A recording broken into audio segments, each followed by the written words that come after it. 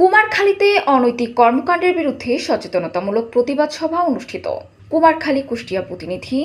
কুষ্টিয়ার কুমারখালী উপজেলায় বাটিকামারা ও দুর্গাপুর পূর্বপাড়া এলাকায় আয়োজনে উচ্চস্বরে ডিজে বক্স, মাদক, ইফটিজিং ও সকল অনৈতিক কর্মকাণ্ডের বিরুদ্ধে প্রশাসনিক ও সামাজিক পদক্ষেপ গ্রহণের দাবিতে সচেতনতামূলক প্রতিবাদ সভা অনুষ্ঠিত হয়েছে। শুক্রবার বিকেলে উপজেলায় দুর্গাপুর পূর্বপাড়া এলাকায় মাঠ প্রাঙ্গণে এই সভা অনুষ্ঠিত হয়।